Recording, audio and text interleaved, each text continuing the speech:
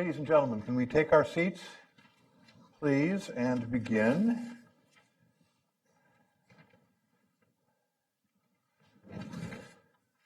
With this book talk on Arthur Herman's latest book, 1917, Lenin, Wilson, and the Birth of the New World Disorder.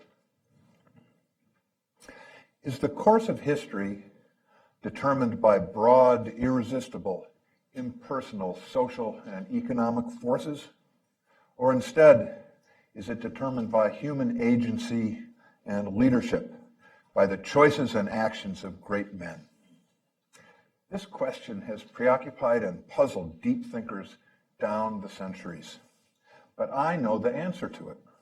And the reason I know the answer is that I've been a student of Arthur Herman's works of historical analysis and interpretation. These include, just to name a few, How the Scots Invented the Modern World, 2001, To Rule the Waves, How the British Navy Shaped the Modern World, 2004, Gandhi and Churchill, The Epic Rivalry That Destroyed an Empire and Forged Our Age, 2008, Freedom's Forge, How American Business Produced Victory in World War II, 2012, Douglas MacArthur, American Warrior, 2016, and now Arthur's latest and the subject of today's talk.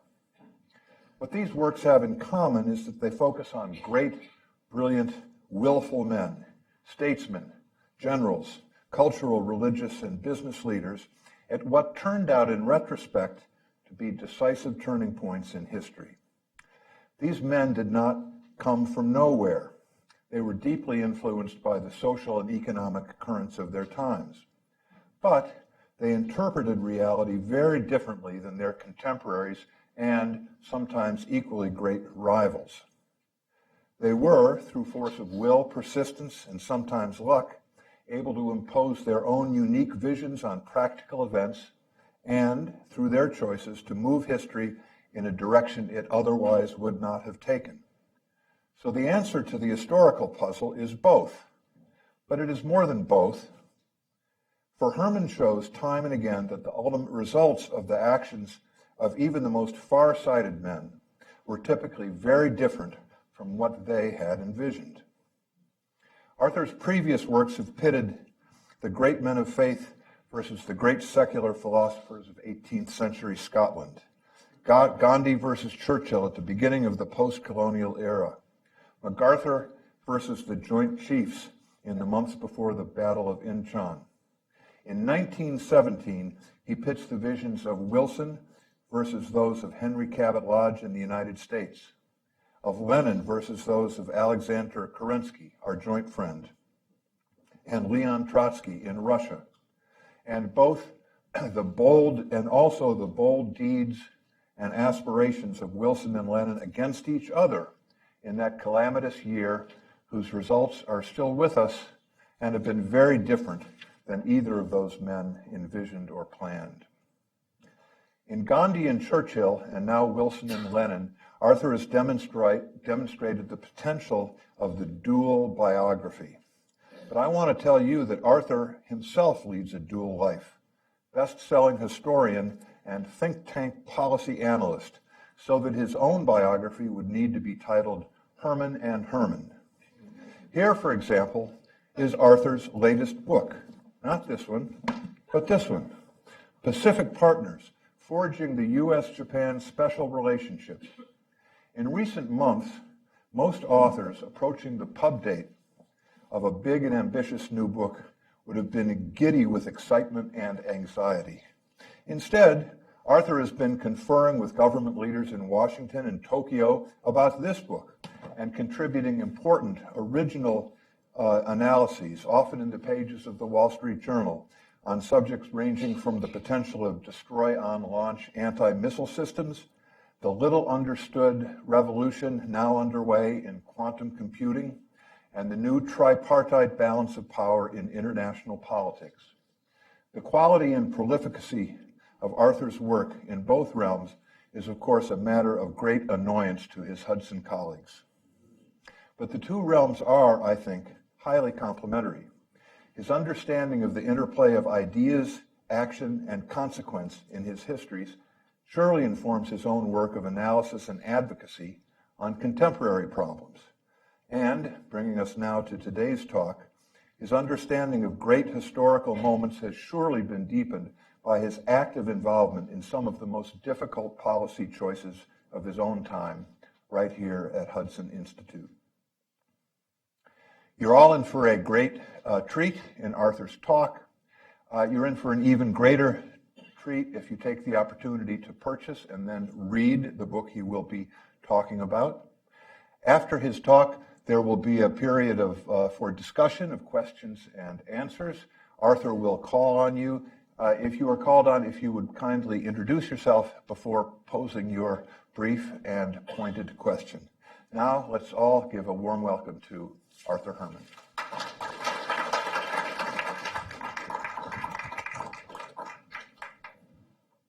Well, thank you very much for the welcome. Thank you, Chris, for the introduction.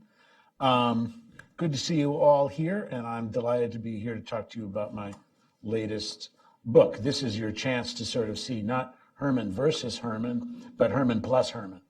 So this will be perfect for your evening's entertainment, and I hope for your own intellectual delectation.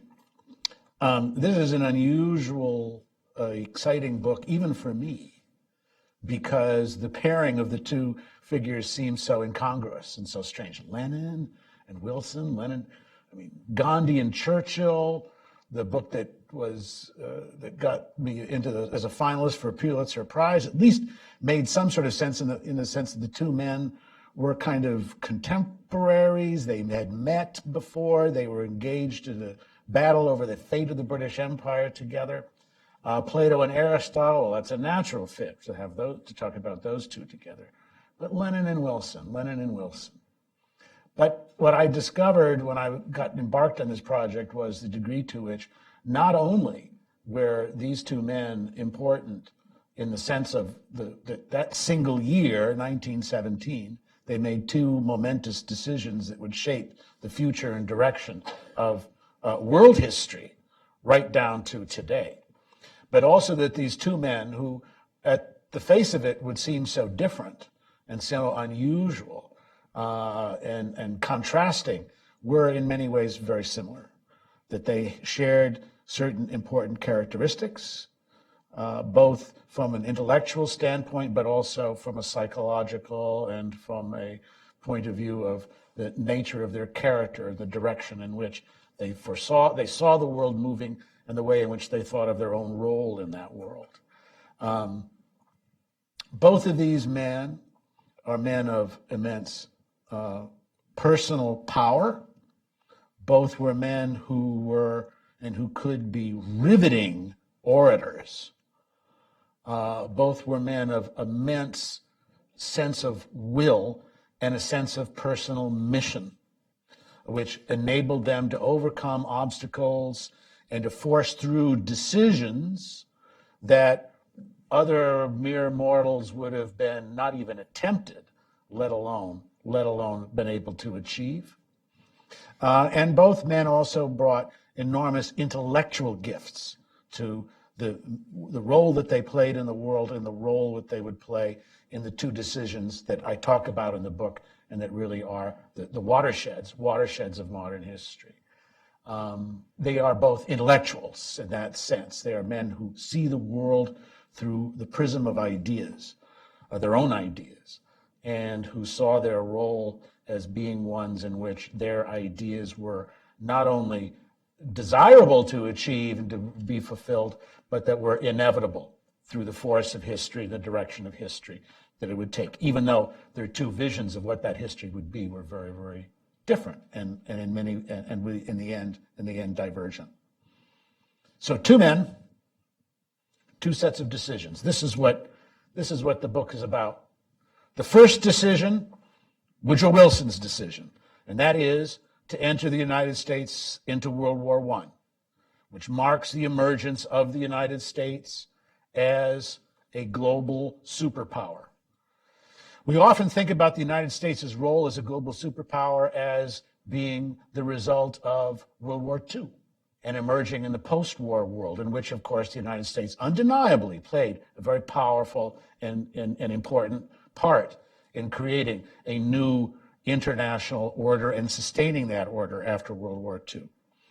But America's real emergence, as I'll explain to you tonight, real emergence as a global superpower comes not in World War II, but in World War I. And it is America's entry into that conflict that now establishes the United States as the number one power dictating the future of international affairs and also the international arbiter of international affairs and what takes place after that. So that's one decision. Wilson's decision to enter the United States in World War I in April of 1917. Several months later, in November of 1917, comes the second momentous decision, this time made by Vladimir Lenin, and that is Lenin's decision to overthrow the Russian Revolution, the real Russian Revolution that had toppled the Tsar and had created a democratically based provisional government and to impose a Bolshevik revolution in its place, communist revolution. Now, the impact of that decision and that event in 1917 is, I think, more fully known and understood today than the impact of Wilson's. In the sense that what we come to realize is that the establishment of that Bolshevik revolution, the establishment of a communist Soviet Union, will have immense consequences over the next 60 years. When we think about the legacy of Lenin's decision and of the triumphant march of what he saw as a Marxist vision for the world, of a world revolution leading to a world dictatorship of the proletariat, and the passing of that torch from Marx and Engels to Lenin and Stalin, and then on to their other imitators and emulators, not only in the Soviet Union, of course, but around the world. That legacy we're coming to grips with more and more, and the terrible legacy that is left. How many dead are we talking about? What, between 65 and 100 million, depending on how you do the numbers, right? And 65 to 100 million is still counting when we think about those who are dying in places like North Korea, and those who are still dying in fact in the People's Republic of China, which is, after all, part of the direct inheritance of the Lenin's legacy and what's taken place here. And yet this legacy, in many ways, as I say, is now one in which there is a sense of the door has closed. The end of the Cold War, the fall of the Soviet Union, marks a kind of closure in many ways with that communist legacy, at least in terms of our view of it in terms of world affairs. Chris DeMuth mentioned Alexander Kerensky, who in the course of the book, in the course of our discussion, you'll see is the counterpart in many ways to Lenin and these things, and spoke of him as our common friend. This is a reference to the fact that, as I mentioned in the book, in the conclusion, that when I was I'm happy to say, very young boy, I got a chance to meet Alexander Kerensky when my father was a graduate student at Stanford University. And from time to time, he and Kerensky would join each other for lunch out on the quad at Stanford. And at one point in one of their discussions, I came along one day to join my dad for lunch and so on. And at one point in the course of the discussions, Kerensky became very stirred up, and he sort of said to my father, he said, "You and I," in his thick Russian accent, "you and I will never see end of communism. But he," pointing at me, "he will see end of communism." Well, it turns out he was right. In fact, his projection was premature because my father's still alive. So in that sense, Kerensky was wrong, but of course he was right. And in that sense, we have, as a force in international politics, we have seen an end to the communist legacy, Lenin's legacy. From that standpoint, that is true. But it's also important, I think, for us to think about the legacy of Wilson in this, and of America's entry in World War I, and the range of obligations as well as responsibilities the United States took on as a result of that decision, and the role that it would play over the years. Because over the course of the next decades, the United States and American presidents, Nixon, Reagan, Ford, and Carter, in this particular photo, these presidents would all of them be grappling with the consequences of Wilson's decision and the consequences of Wilson's legacy for the United States and its points of engagement in international affairs. And of course, our two most recent presidents, George W. Bush and Barack Obama, also too, and again, in very different ways, were wrestled with that same legacy, the same legacy that Wilson had left for us in terms of the U.S.'s imagined role and perceived role in international affairs and what would take place there as well. And yet this too, I think, like the legacy, Lenin's legacy, may be coming to a close. And by this I mean that we may be seeing a change in the direction of what happens and where world affairs are going to go almost exactly 100 years after the starting point that Lenin and Wilson set us off on. The subtitle of the book is the Lenin, Wilson, and the Birth of the New World Disorder. And that, of course, is really the theme of the book, is that these two men who believed by the decisions that they were making were setting the world forward on a new, more perfect plane, a new world order of justice and of human harmony would emerge from their decisions, turned out to be the opposite.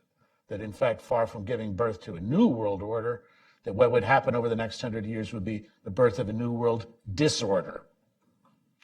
But that period, as I suggest, may be coming to an end.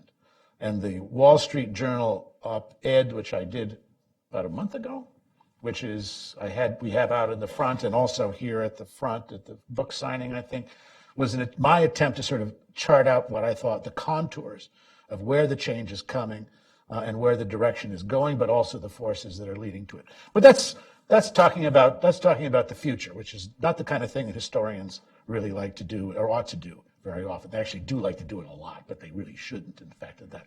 Because as everybody knows, the historian's real role is to correctly predict the past.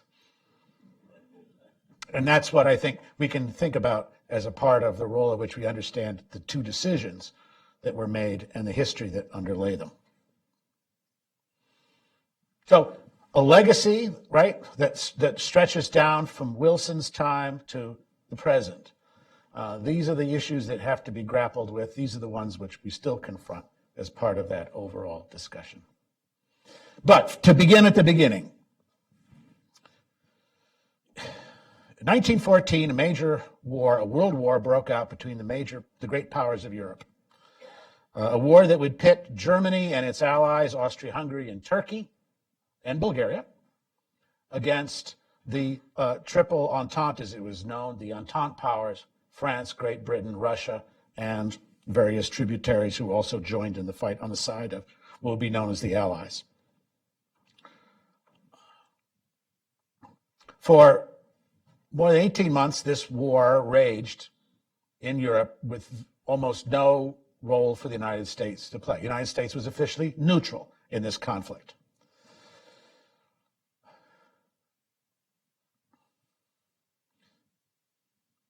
The real question became by the end of 1916, the real question the United States had become, as this war ground on and as the conflict became more and more bloody, the question was, what role should the United States play in this conflict? Well, in the minds of some, such as former President Theodore Roosevelt, who was still a major figure within the Republican Party, it was very clear the United States' role should have been entering the war on the part of the Allies from the very beginning.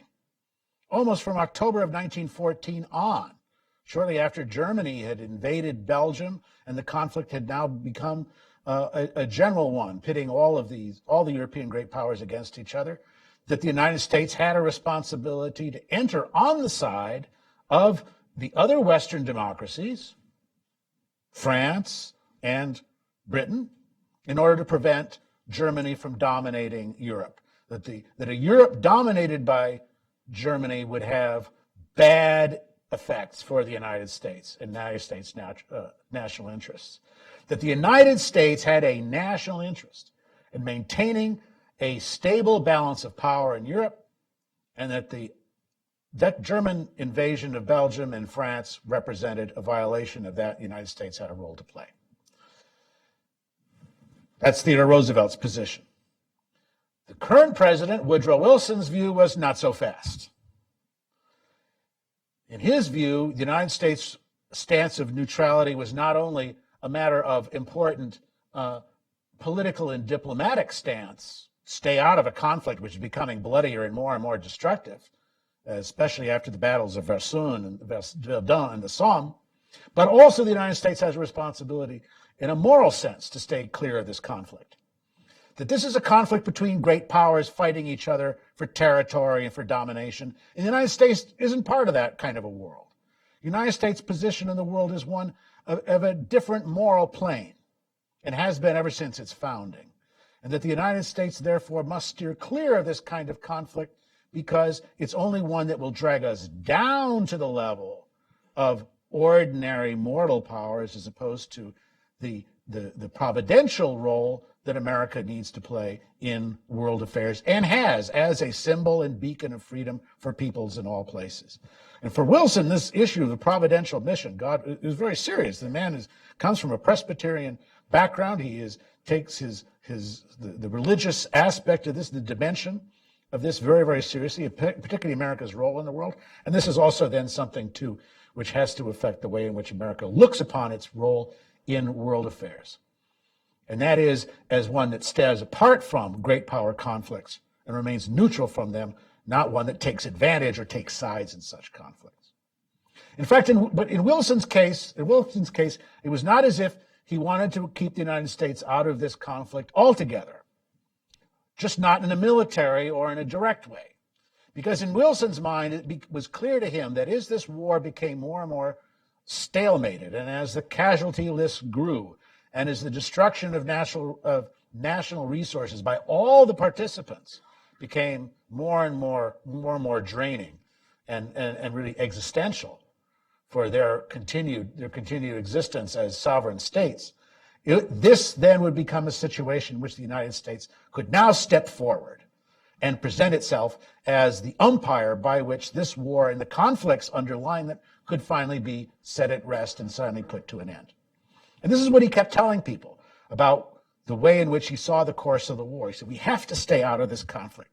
He said, because what's going to happen is that when the European powers reach a level of bloodshed that they can no longer sustain, they will come to me and they will say, you were right all along. This was a wrong conflict. This is a wrong war altogether. Can't you please help us sort these issues out? This is the way he talks to people. They will come to him and sort of say, we've clearly got ourselves over our heads, and so we need America. We need you, Woodrow Wilson, to help us set things right and to figure out a way to make a peace that will last, a lasting and just peace that will come through all of this.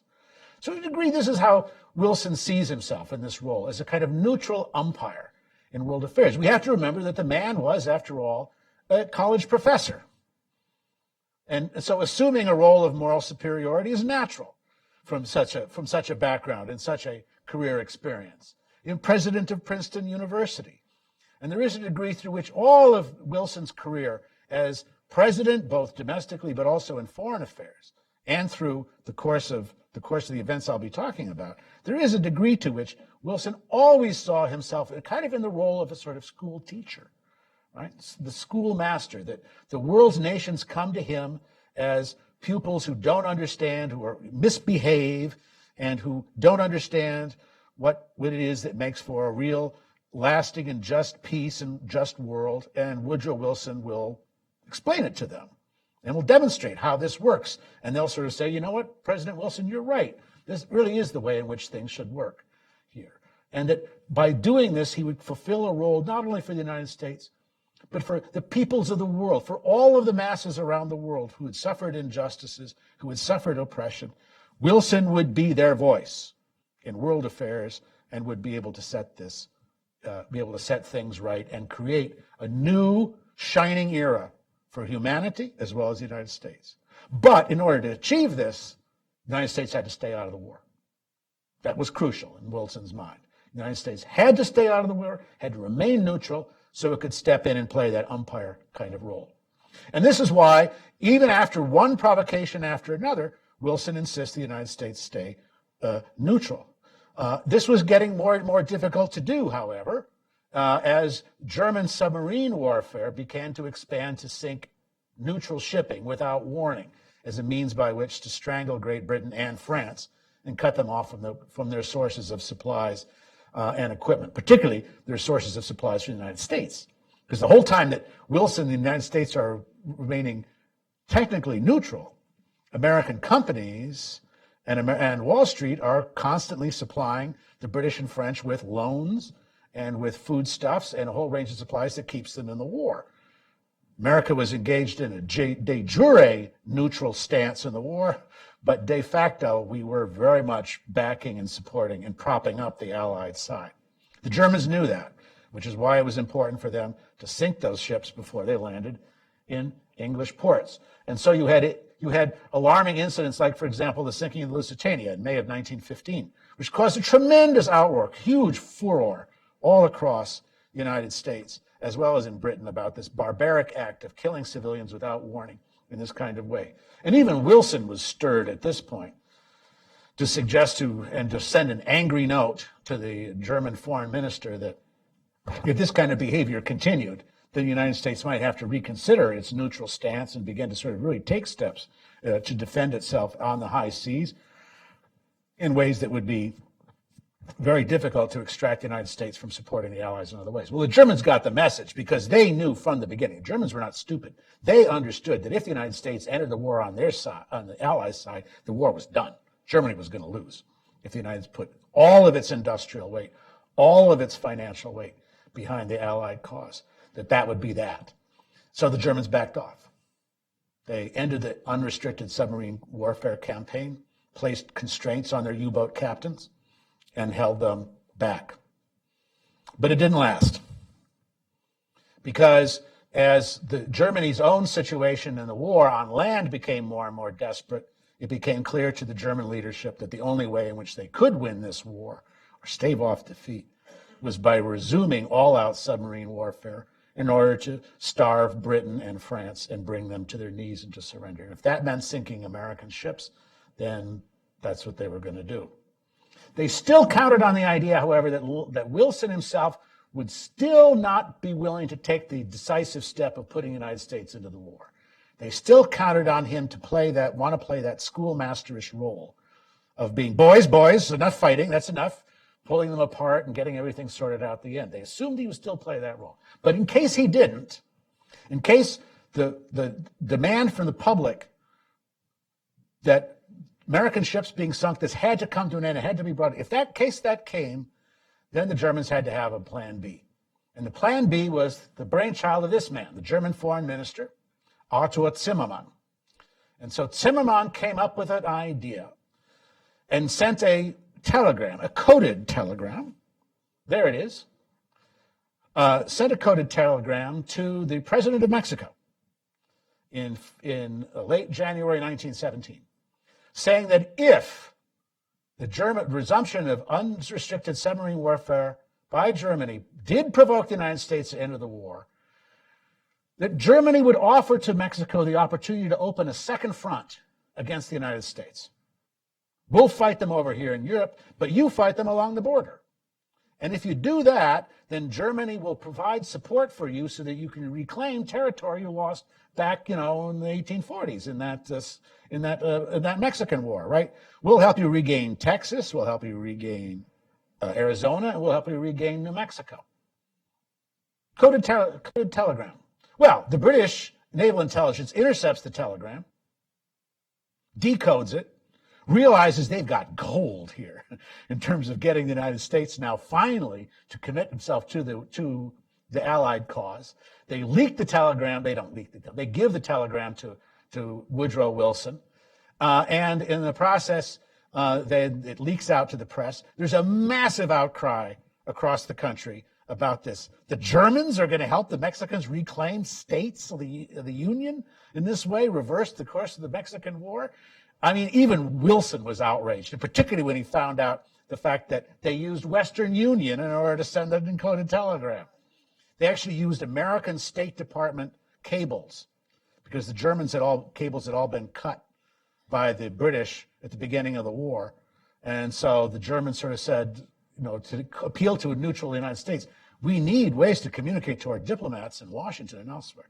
And so Wilson very generously allowed the Germans to use his own State Department cables. And they used it. They used it to send this telegram. So even he thought this was a bit much. And even at that point, I think he still probably would have held back, because the first reaction of those who still wanted to get the United States out of the war, avoid going into the war, was that this has to be a forgery. That the British have forged this telegram in order to provoke us and to get us into a froth so that we'll want to go to war and join the Allies in the cause. So there was a big debate in the Senate for days about whether this telegram was in fact a forgery or not. Debates went back and forth. And finally, a pro-German journalist, American journalist who was in Switzerland at the time, ran into Arthur Zimmermann and said to him, "You didn't send that telegram, did you?" And Zimmermann said, "Yes, I'm afraid I did."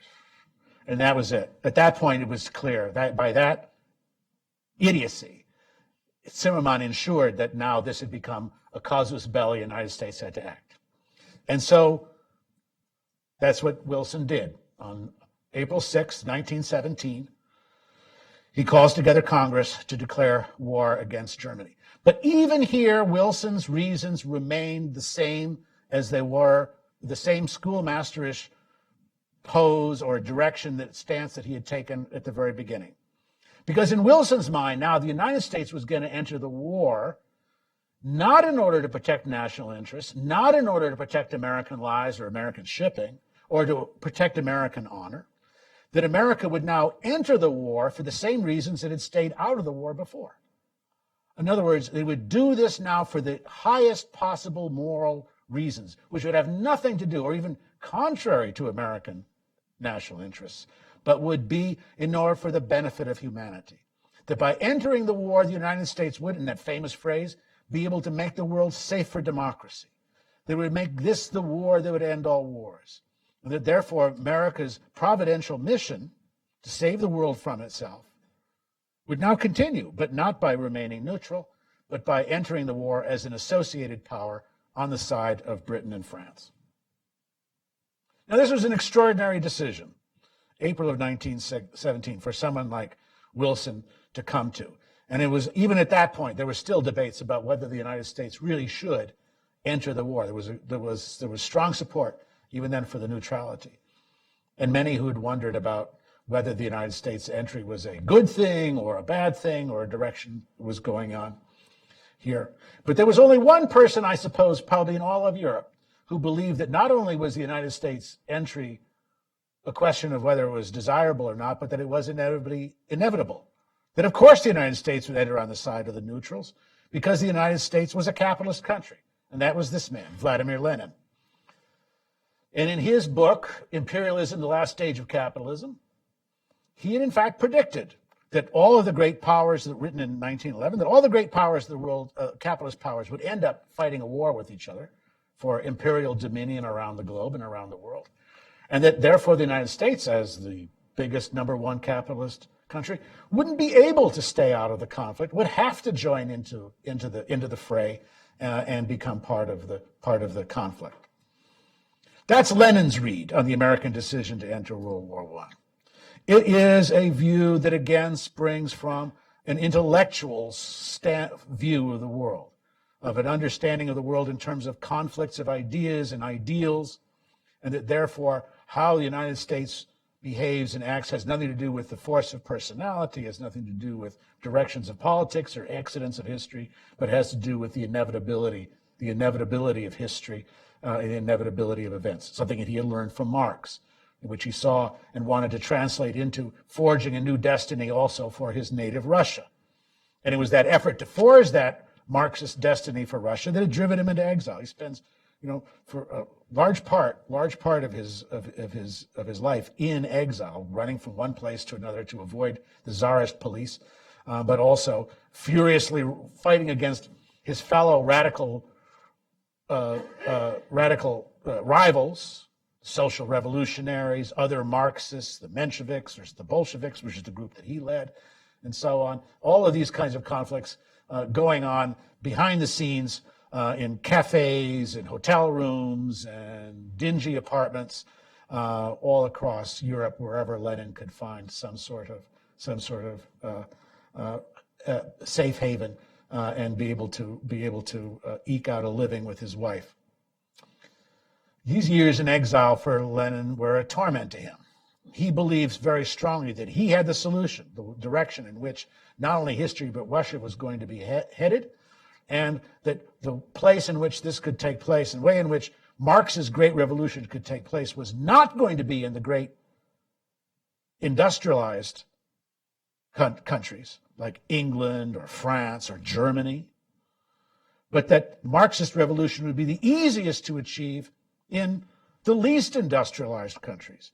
Because once you toppled the political system, chaos would result. And that out of that chaos, a small, dedicated revolutionary band would be able to arise and seize power for themselves and manipulate the institutions of the country in order to shape it in a radical revolutionary direction. And this is precisely what Lenin foresaw for himself and his role and his followers in Russia, was being able to seize power as a small, dedicated minority, take Russia in the direction of the dictatorship of the proletariat, and use that then to spread world revolution and to create a massive class war that would spread across Europe and would topple one existing bourgeois regime after another and leave room for a new order, a new Marxist order to arise out of the rubble. This was Lenin's great vision. This was Lenin's great plan. The problem was he couldn't really get things done sitting there in exile in Switzerland, in his little apartment up above a butcher shop. It didn't really work so well for him. What was needed was a moment in which an opportunity that would come in order to trigger this kind of result. And he got it, as it happens in 1914, when Russia enters World War I on the side of Britain and France against Germany and Austria. It's a war that places demands on the Russian economy and Russian government which it cannot fulfill. And by the end of 1915, Russia was in a state of chaos. The government had collapsed, internal order had collapsed, the economy had collapsed, the Russian armies were at the point of collapse. And the Russian citizens, even those living in the nation's capital, in St. Petersburg, were unable to get food. Well, it took until the winter of 1917, the extremely cold winter of 1916-1917, before the discontent and the anger finally broke. And it came on March 8th, 1917, with a women's march through the capital in Petrograd, which they had renamed, St. Petersburg renamed it as Petrograd, to make it more Russian and less German in terms of the effect of the name. And a women's march through the streets. And you can see the banners here that hang up there, the banners that say, support our troops, which is very interesting because they're still fighting at the front. Support our troops, support our families, support a general peace, meaning a peace of all the nations. The plea is bring the war to an end so that we can get back to living our lives and feeding our families again. Well, the protests spread over the next several days.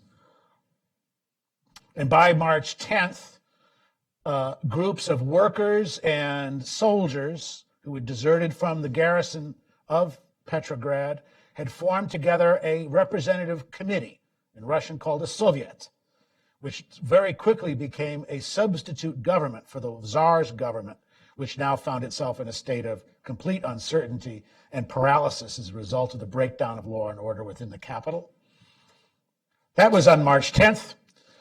By March 15th, the Tsar, Nicholas II, hovering between the decision to either suppress the rioters by armed force or to give in to their demands for a new government, finally conceded that this was he no longer had a constructive role to play, and had become, in fact, became really sort of an obstacle to ending the crisis, the governmental crisis in Russia, he abdicates in the name of his son, and then the name of his brother.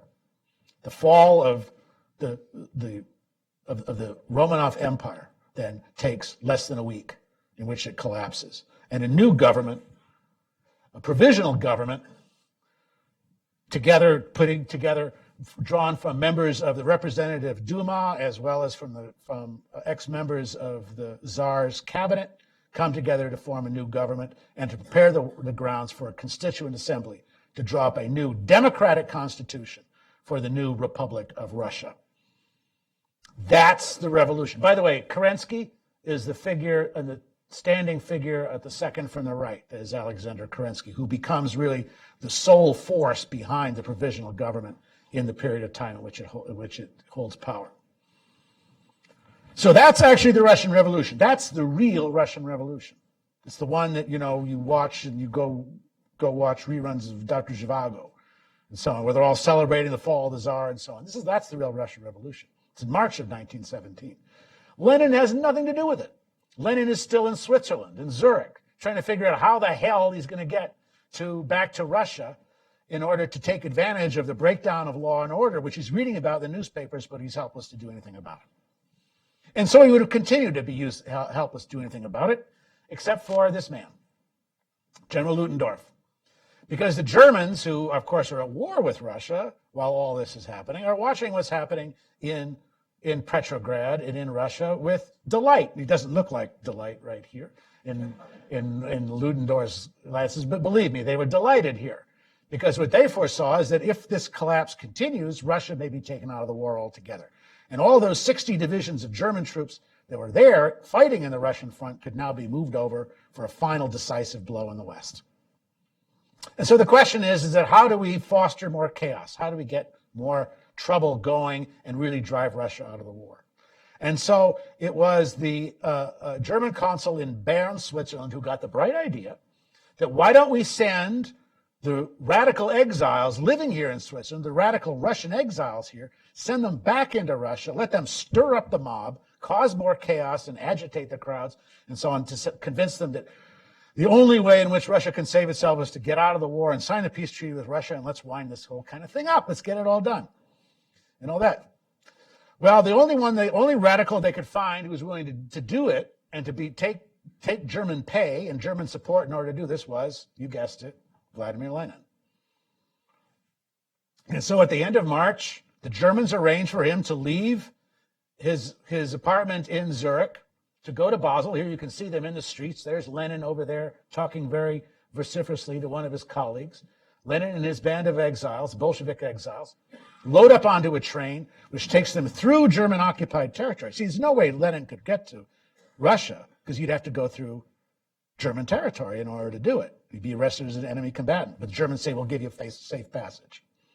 In fact, when you get there, we'll open a bank account for you. It'll keep you supplied so you can continue your agitation and keep stirring things up. And Lenin says, well, do it. No problem. Because Lenin believed that once he got there to Russia, his goals and his dreams could be fulfilled. And that's what happens. When he arrives on April 9th, 1917, at the Finland station, he was there with one mission alone. And that is to topple the provisional government and to take Russia out of the war altogether so he can focus on reordering Russia and transforming Russia according to his revolutionary model. And he does it by putting together a irresistible political slogan, which then becomes the slogan and motto of the Bolshevik Party to draw popular support within Russia. And the slogan is land, bread, peace. That the Bolsheviks coming to power will bring those three things to Russia, the three things that Russia most wants. Of course, what would actually happen in the end is that Lenin and the Bolsheviks would bring neither of the three. But the Russian people didn't know that. And the workers and the soldiers who were desperate for an end to their suffering and the end of the conflict didn't realize that. And so if they don't take an active role in support of Lenin, they're not going to take a role against him.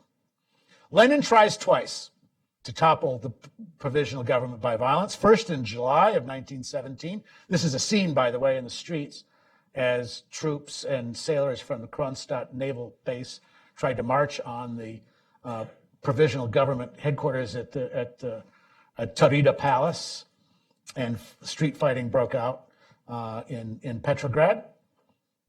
The government was basically helpless to try and stop him. That's how weak they had become at that point. But they leaked to the newspapers the story, the sensational story about Lenin accepting bribes from the German government, which of course Russia's still at war with, basically saying he's a German secret agent. And a lot of the popular support that Lenin had been gaining sapped away. And so in the end, Lenin had to flee into exile. But he gets a second chance in November of 1917, comes into power, and this time the provisional government is too weak and too unsupported to be able to stop him. And so he's able to seize power and establish a regime, as I described in the book, which really becomes the model for all revolutionary Marxist-Leninist revolutions from that point on, laying the foundations of what we call the totalitarian state, in which there is no opposition, no resistance, total surveillance, total control over the economy and over the lives of citizens. This is the course then that Lenin sets the world in motion and sets for Russia in the process. And as the poster says, long live the socialist revolution. The socialist revolution, not only in Russia, but throughout Europe, that Lenin saw would now spread and become part of the future. Only one person in Lenin's entourage had doubts about whether that promise of world revolution would really take place or what that future held. And that was Leon Trotsky. Trotsky, who was instrumental in the achievement of the successful coup in November of 1917, who there became leader of the Red Army during the Russian Civil War. But Trotsky had his doubts about whether, in fact, Lenin's revolution would sweep aside all opposition before it. Because unlike Lenin, Trotsky had actually lived in the United States. He had lived in the United States for a period of time, right, as a socialist journalist.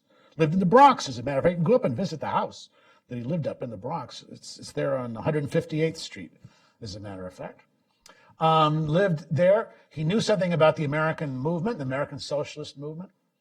And as he said, when he returned back to Russia to join Lenin as part of his revolution was breaking loose in Russia, he said later on, I felt as I left that perhaps I had had a glimpse of the nation in which the future of mankind would be forged, the United States.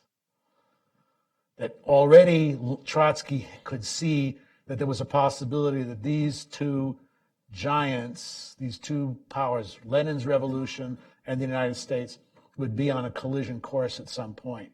That these would be the two great forces that would shape the world and shape history afterwards.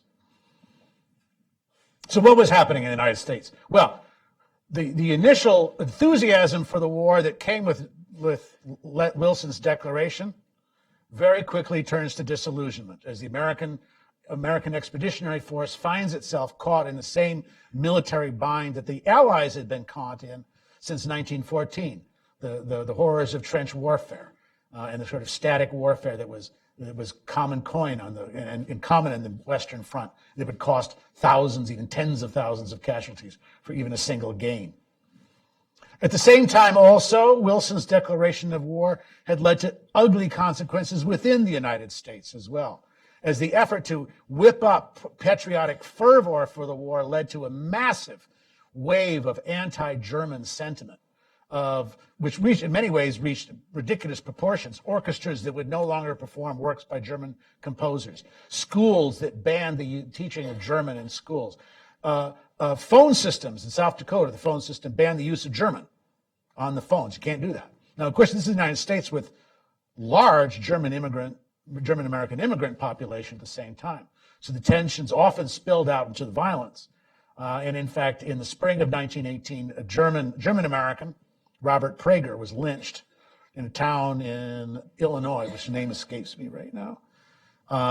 These are the 11 men who were placed on trial for his murder As you can see, all of them waving their American flags as they march into the trial room. And in fact, all 11 of them were within 45 minutes acquitted of murder, which they said was not murder, but not an act of murder, but an act of patriotism.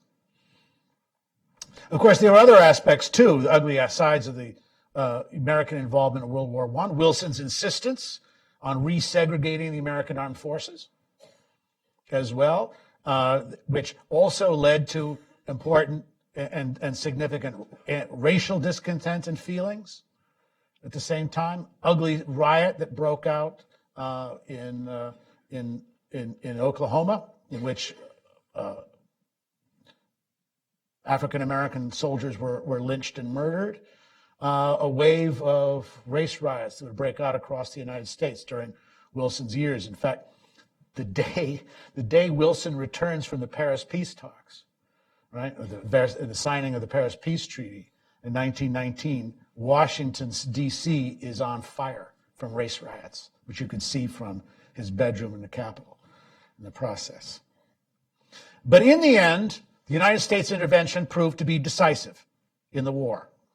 And when Wilson comes to Europe, the first American president ever to leave the United States during his term of office, to participate in the signing of the Paris Peace Treaty, he is treated almost as a god by the French and by the other Allied populations. Not only because America's intervention has ended this war, this conflict that they've been involved with and caught up with, but also because they see the possibility that Wilson's great vision of a world made safe for democracy, a world in which ends all wars, would take place, and they see him as the man who can bring that kind of promise. That was certainly the promise, the hope that Wilson himself had when he arrives at the Paris Peace Treaty talks with David Lloyd George, with Clemenceau of France, and Orlando of Italy.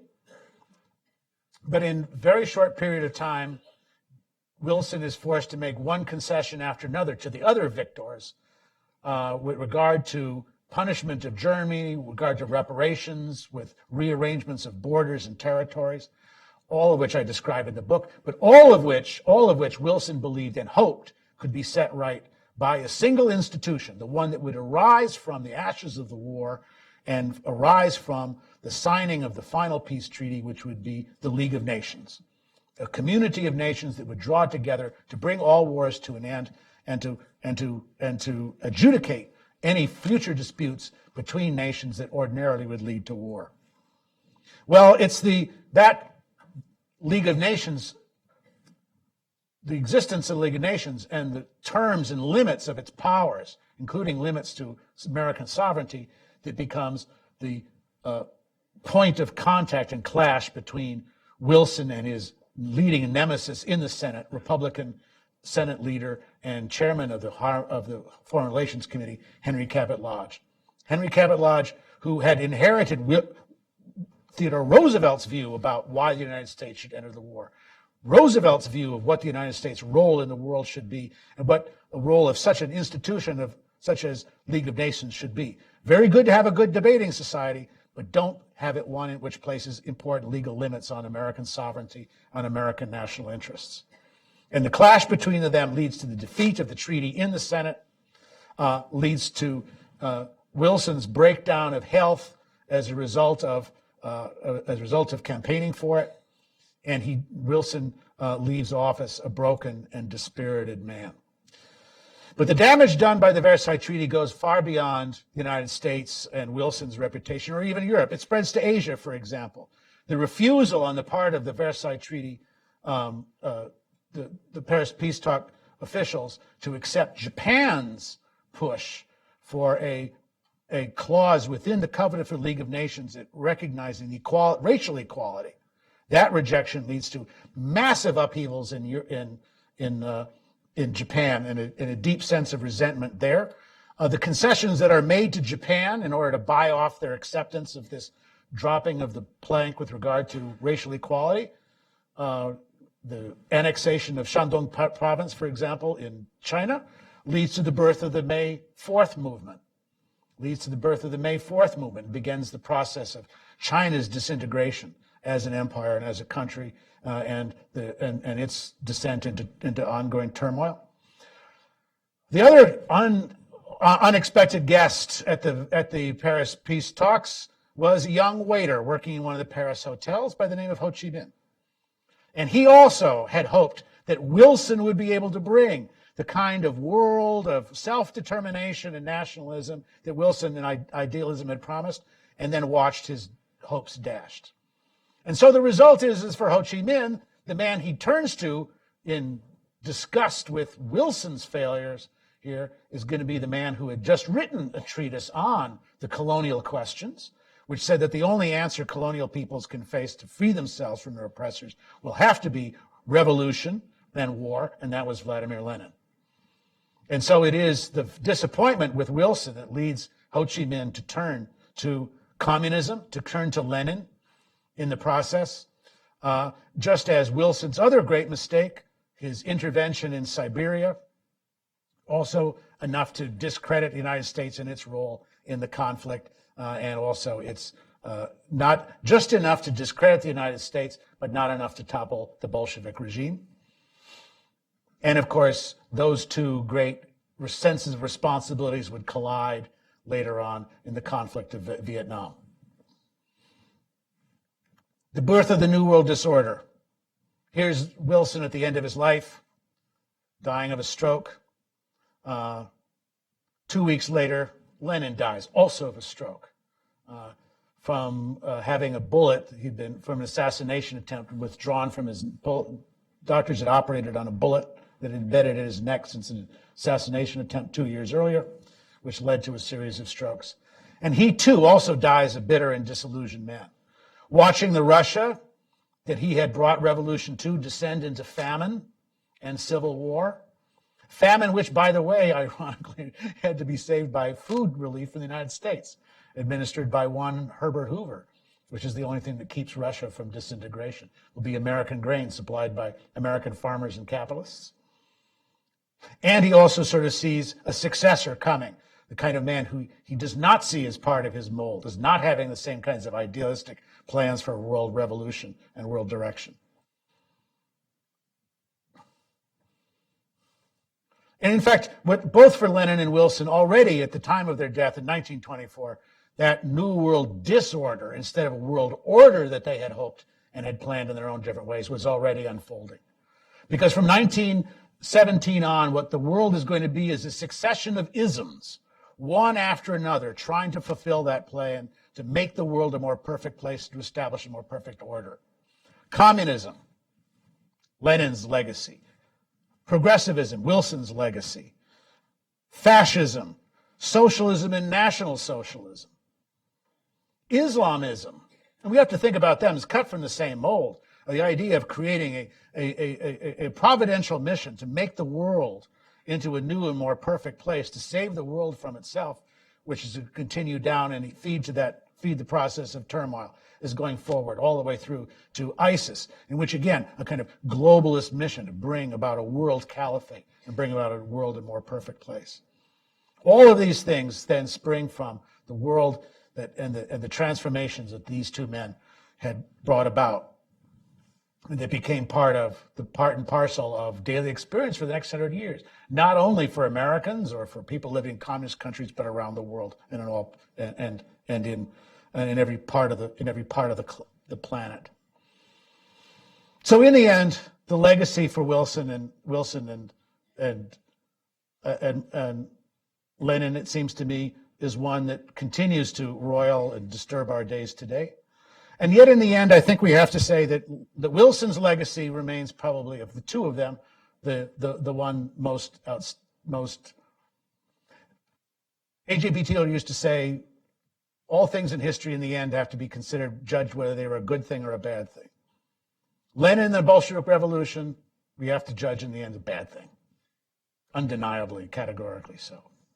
Wilson's entry and transforming the United States into this sense of needing to be at all places, defend liberty in all places, the globocop, as we've come to call the term for it, is, I think, in the end, we have to say, on balance, a good thing. It's what saved the world saved Europe from German domination in World War I. saved the world from fascist domination in World War II, saved the world from communism in the Cold War, and has come to play a role in the war on terror, to lead a check on and to force back the Islamicist tide at the same time.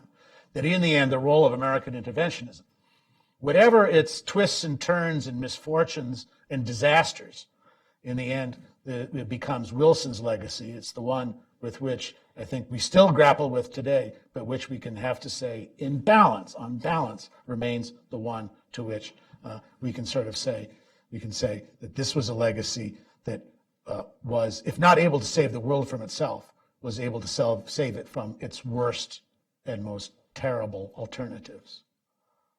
Well, thank you very much for listening and staying. I appreciate it.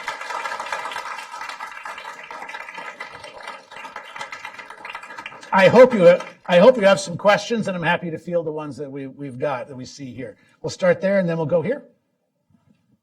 By the way, there's your microphone, and can everyone hear me? Okay. Mr. Herman, thank you so much for the edifying and enlightening session. I assure myself I learned a lot from your lecture today. I just have a very specific twofold question. One, I remember Lenin was not so content having worked with Stalin. I believe, if my memory serves me well, Stalin became the Secretary General in April of 1922, and Lenin sent a letter to the Congress which was not opened until after his death, and he said this man should never become he should never assume power at any point in his life. Well, I wonder what ticked Lenin so off to a point that he wrote a letter to the Congress. And if Lenin had lived, and this is more of a speculative question, what do you think would have changed? Very good question. And I think there's a lot of sort of mythology that surrounds the transition from Lenin to Stalin. There is a feeling that somehow the two men were very different, that Lenin had somehow lived, that the Gulag wouldn't have happened, or the Great Famine wouldn't have happened, or the Purge wouldn't have happened. Forget it. It all would have happened. Lenin had already set it in motion, as I explain in the book. All the basic foundations of which would become Stalin's Russia, Stalin's totalitarian nightmare, all laid by Lenin, not Stalin. No, the real danger with regard to Stalin was not, in Lenin's mind, was not that he was more brutal.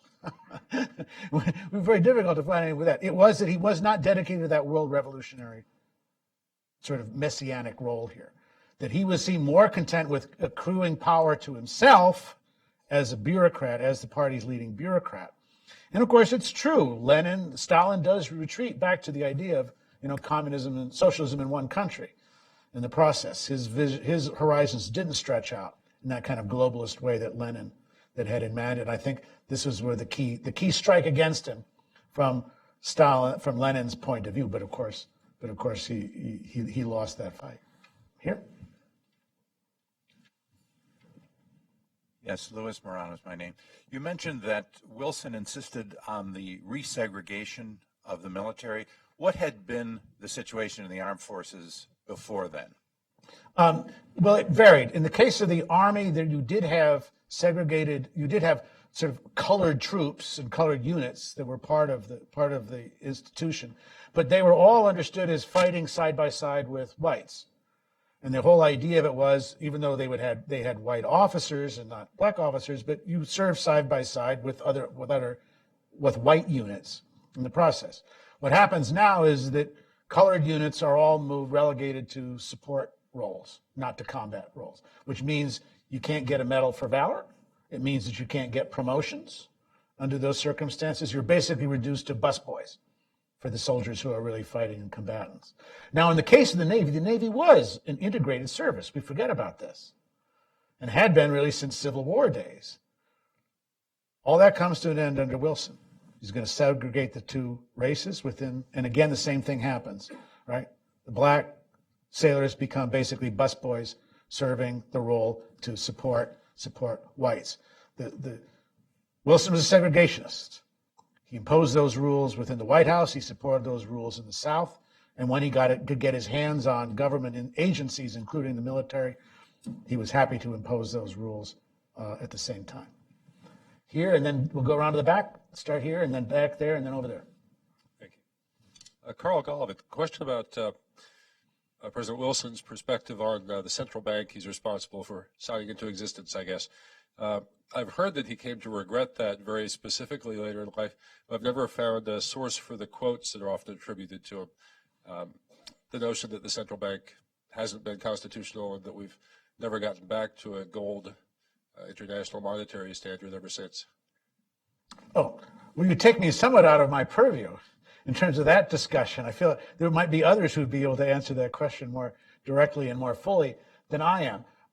I think what I would say about regard to Wilson is that there were very few aspects of citizens' lives that he did not believe that government had a powerful and beneficial role to play. And I'm going to answer your question this way, and that is that the coming of war in Wilson's case was, in his mind, not only an obligation but an opportunity to grow and expand the role of government into all aspects, into everything that took place. What we ate, how much coal we used, how much gasoline we put into our cars, what you watched, what you listened to, what you didn't listen to. All of these things were central to Wilson. I don't know, I can't give you an account of Wilson's view of the Federal Reserve Bank then or later, or whether he did change his mind. You could be right about that. But from the point of view of the power of federal government and the role of federal agencies, Wilson's view and Wilson's reforms, if that's our term for it, will certainly lay the groundwork for the New Deal and then on for the Great Society at the same time. And I think in all of those directions, Wilson certainly had no regrets and no challenges there. To the back.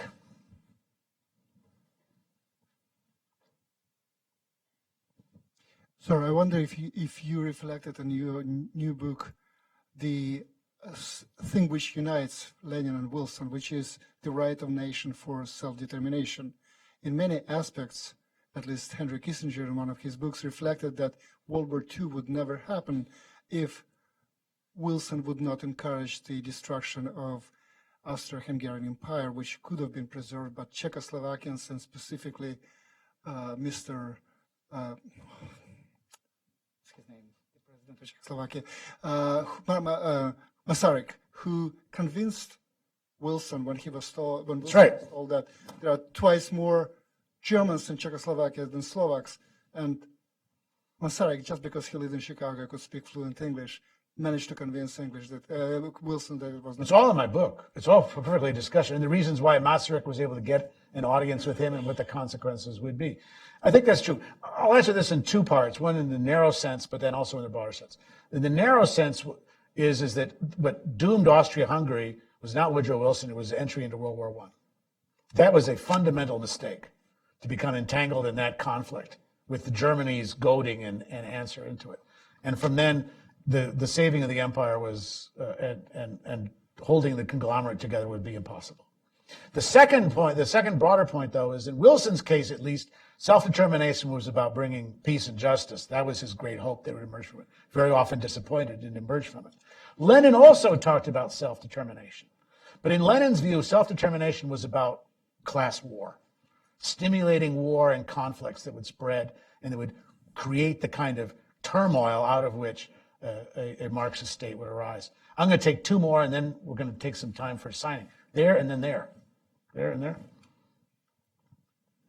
Hi, my name is Dmitry Preobrazhensky. Thank you very much. That was a great discussion. I have kind of two questions. Sure. The first one is about how Wilson and Lenin both came to their ideologies and how married they were to their ideologies. From what I understand, Wilson was originally very much focused on domestic issues and constitutional issues and not really on international affairs.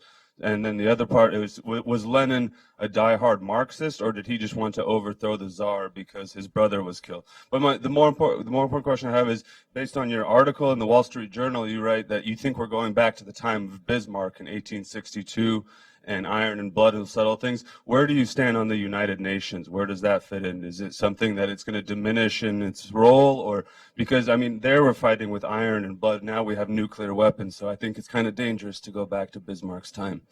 Well, I think, yeah, but don't forget, it's also that same kind of nuclear deterrence that also kept Russia, the Soviet Union, and the United States from going to a general conflict in Cold War. The conflict spread everywhere else, but between those two powers, it remained in stasis. I'll answer your questions in reverse order. Yes, I think the United Nations is going to have a diminished role, like all multilateral organizations going forward. From now on, the real power will be bilateral and trilateral agreements, discussions, and the way that'll be the future direction that we're going to see, I see, in terms of international relations. The bilateral ties will be the definite ones. The multilateral ones will be important rhetorically, but will really have no sort of lasting impact in the ways in which international affairs are conducted. The key figure for both of these men, I talk about it in the book, and I invite you to read, the key figure for both of these men is Hegel, Georg Friedrich Hegel, and the idea that history has a purpose and a future direction to it, a teleological direction. And each of them, Lenin and Wilson, saw that teleology, saw that final purpose in very different ways, but believed themselves to be the instruments of history to achieve that new, more perfect order that emerges from it. And if there's any lesson to emerge out of all of this, both Lenin and Wilson, but also for the last 100 years, if there's any lesson to emerge out of it, and that is if anybody comes to you and says they've got a plan to make a more perfect world, run the other way. I'm going to have to break off because we're going to do some book signing and clear the room. But I'm happy to answer questions there too. Thank you.